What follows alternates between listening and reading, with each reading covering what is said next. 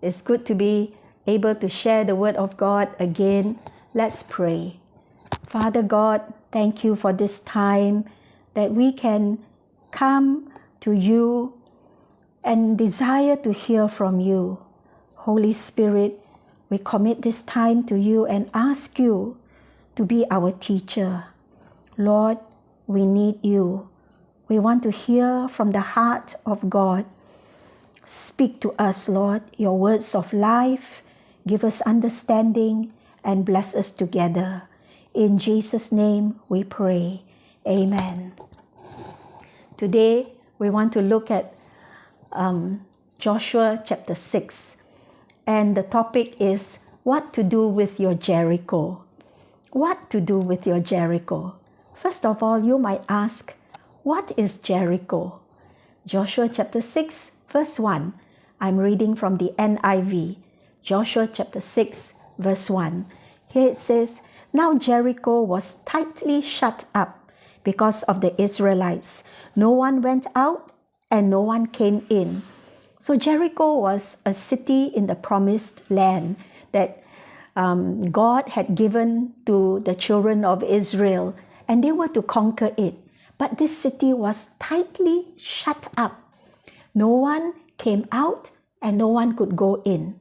So what is your Jericho? Maybe it represents, an impossible situation. Like when you think of your unsaved loved ones, they are tightly shut up in what they believe, in their lives, and you are thinking how to penetrate, how to go in and reach them, how to take this Jericho. Or it could be your financial situation, tightly shut up. There's no money that can go in and no money that can come out. It's like a deadlock. And you're wondering what to do with this kind of Jericho. It could represent relationships that are difficult. It could represent your health situation. It could represent how you see your future. There's no hope. There's no way in or out. What to do with your Jericho? So let's look at what how God led Joshua to conquer Jericho. For this, we look a few verses before chapter 6, which is chapter 5, Joshua chapter 5, starting from verse 13. Now when Joshua was near Jericho, he looked up and saw a man standing in front of him with a drawn sword in his hand. Joshua went up to him and asked, Are you for us or for our enemies? So here actually God came to Joshua. And verse 14, Neither, this man replied, but as commander of the army of the Lord, I have now come.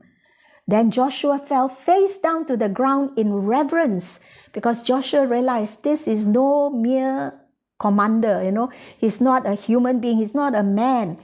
And Joshua asked him, What message does my Lord, Joshua addresses him as Lord. What message does my Lord have for his servant? And verse 15, the commander of the Lord's army replied, Take off your sandals. Remember when God appeared to Moses in the desert, he said exactly the same thing. Take off your sandals, for the place where you are standing is holy.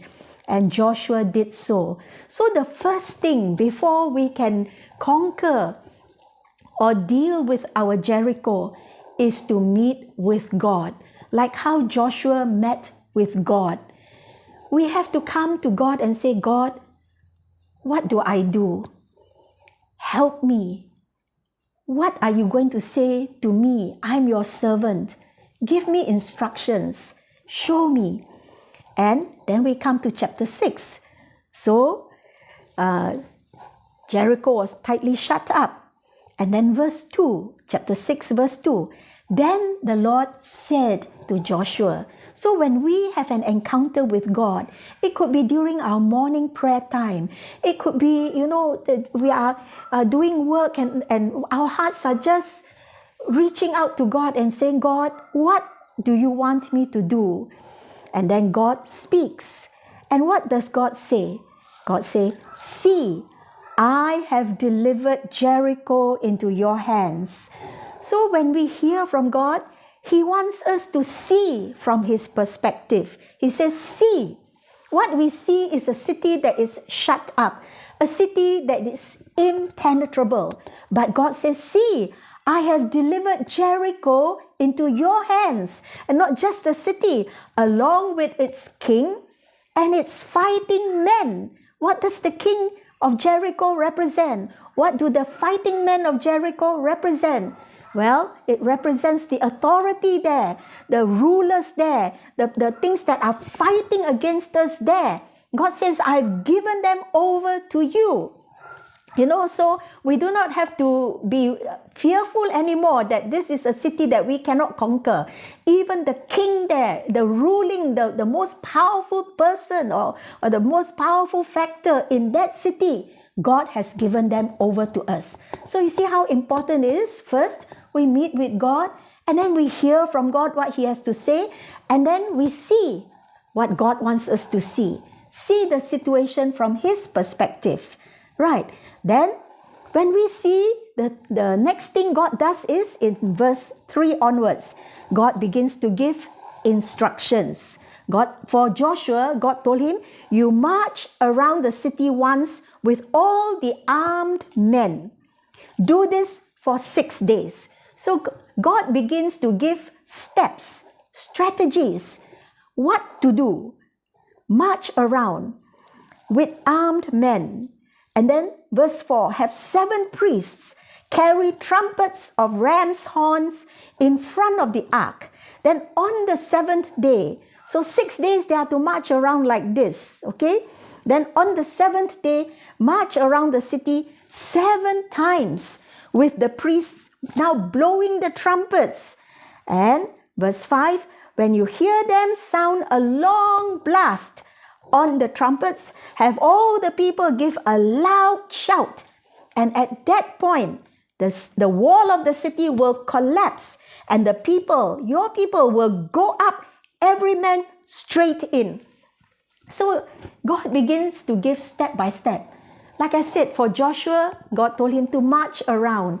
Maybe for you, that could mean God says, pray, surround this Jericho, surround this situation that you are facing with prayer. March around it spiritually with prayer. Bring it before God and have armed men, armed men. Could it be that, having other prayer warriors, other intercessors that you share with? It could be one other family member, one other believer, or 2 others that will march around in prayer, not physically march around, but in prayer around this situation. And then it says here to have priests. Priests are the ones who are believers, and they are to blow the ram's horns. The ram's horn could represent, declarations. I remember when I faced a very difficult situation. It was like a Jericho to me that I could not break through. What God told me to do was begin to declare all the promises of God concerning this situation, concerning this family member. And as I did that, I could sense, the power of God, the presence of God, which is what the ark of God represents. Because not only were they to march around and to blow ram's horns with armed men and priests, but they were also to carry the ark of God. So the presence of God is invited into the situation. This is where when we say, God, I put aside my own thinking, my own ways of resolving this situation, of handling this problem. God, I put it all aside. I invite your presence into this situation, into this health situation, into this financial situation, into this family, into this relationship. Begin to invite the ark of God, the presence of God, into that Jericho that you are facing.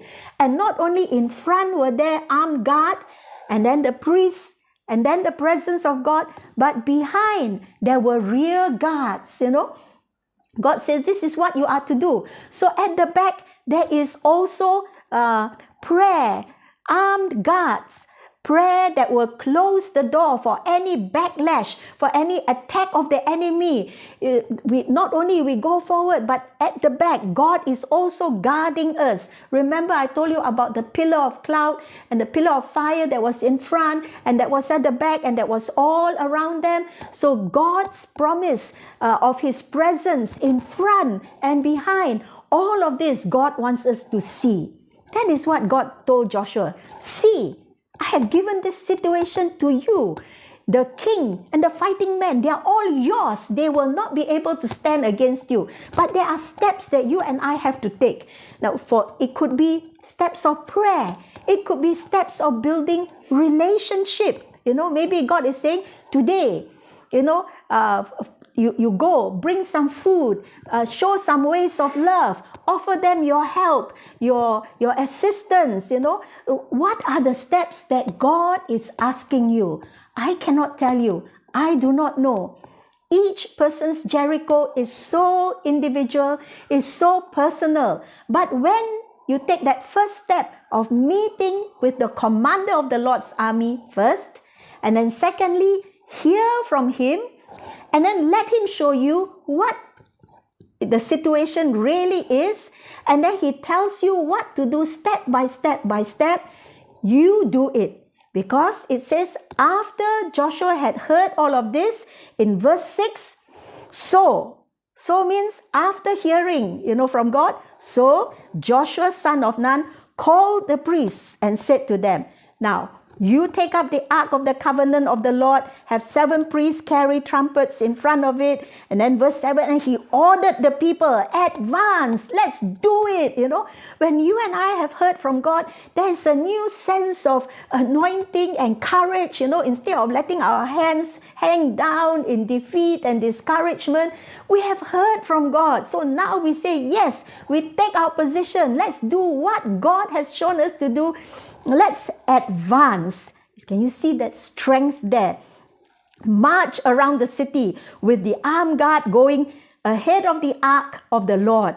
And then verse 8, when Joshua had spoken to the people, the 7 priests carrying the 7 trumpets before the Lord, they went forward. Praise God for people, when you have heard from God and you share with them. It could be family members, it could be team workers, it could be a home group believing together with you. They all went forward, blowing the trumpets, and the ark of the Lord's covenant followed them. You see, God's presence will follow when we do what God wants us to do, when we move forward, advance forward in obedience to what we have heard and seen from God and received from God. God's presence will go with us. Verse 9, the armed guard marched ahead of the priests who blew the trumpets, and the rear guard followed behind. This is very important. Just like I said, not only in front are there guards, but there are also rear guards. So as we move together, let's say, as a body of believers, God tells us there's a city to take. There's a group of people to reach. There's a family to reach. There is a problem that He wants us to conquer for His glory. Then there are people who will move forward. There are people who will be blowing trumpets. There are people who will be carrying the presence of God. And there are people covering us from behind. And here I think of all the faithful believers, they cannot march forward. They are housebound maybe. They cannot do anything much, but they are at the back of us, covering us with prayer, covering us with all kinds of preparation. Maybe there is a team. God says, okay, reach out to this group with food and go and help them, in practical ways.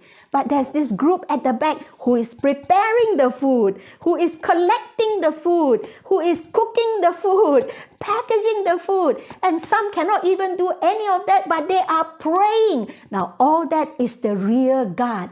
Can you see the beautiful unity here? The steps that God has given. And He has said, these are important people. So everyone can play a part in bringing down this Jericho. So verse 10, Joshua had commanded the people, do not give a war cry. Okay? Do not give a war cry. Do not raise your voices. Do not say a word until the day I tell you to shout. Now, why this kind of instruction? I have heard it said that when they walked around, all the fighting men, as they marched around the wall of Jericho once every day for 6 days, and then 7 times round the city of Jericho on the 7th day, they were not to say anything. They were not to say a word. They were not to give a war cry. Now, the war cry is very important. You don't simply shout war cry when people are not ready yet, when your people are not ready. There is a timing that is important. Do not give a war cry. Do not raise your voices. To be very practical now, I'm talking, I'm sharing this with our home groups primarily. When God gives us a city to take, a Jericho, like I say, it could be a family, whatever situation, there must be a unity. So we do not raise a war cry on our own and say, let's go here now, let's do that now. No, Joshua was the commander and they all listened to him. Why? Because he heard from God. So there must be a commander who has heard from the commander of the Lord's army. You see, the chain of command there is very important. And then after that, they all obeyed. And none of them, it says, do not raise your voices. That means at that time, there must be no disagreement. There must be no raising of voices against one another, challenging one another, like saying, why do this now? Who said to do this now? Why must we march around 1 time a day only? Why don't now we march around 7 times itself? Why 6 days? No, what a waste of time. By the 7th day, we will be all very tired. And 7th day, you ask us to march 7 times. All this kind of raising of voices and arguing. He says here, do not say a word. They were not even allowed to say a word. Why? Because during that time, there can be discouraging words. There can be condemning words. There can be words that raise doubts and questions. So Joshua said, do not say a word until the day I tell you to shout. Then shout. You see? So no grumbling, quarreling, questioning and arguing and all of this, but just blowing the trumpet of the Lord to declare His presence, His glory, His power, all of that. Just do that which is commanded by God. And then when there is a time when Joshua said, shout, then shout. So this all happened on 6 days. Going around the city 1 time. 2nd day, another time. 6 days it went on. And on the 7th day, let's look at this on the Joshua chapter 6 and verse 15. On the 7th day, they got up at daybreak and marched around the city 7 times in the same manner, except that on that day, they circled the city 7 times.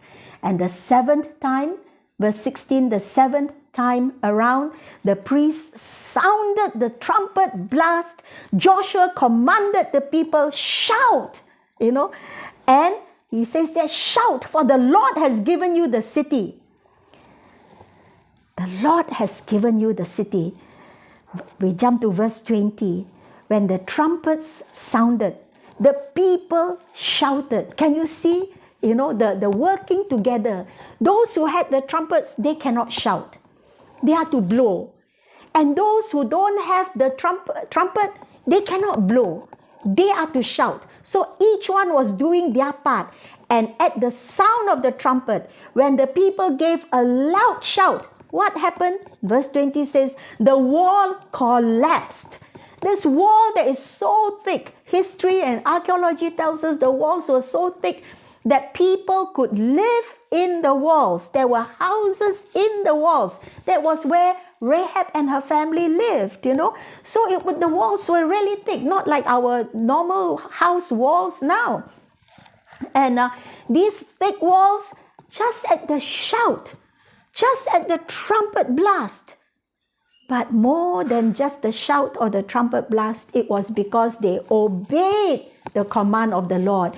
They had heard from God. They had seen what God showed them, that this city is already theirs, even right from the beginning. And as they marched around, as they blew the trumpet day by day for 6 days and 7 times for the 7 days, this was their vision confirmed. These walls will come down at the command of the Lord. And exactly that is what happened. So when the walls collapsed, continuing from verse 20, so every man charged straight in, and they took the city. Now, what is your Jericho today?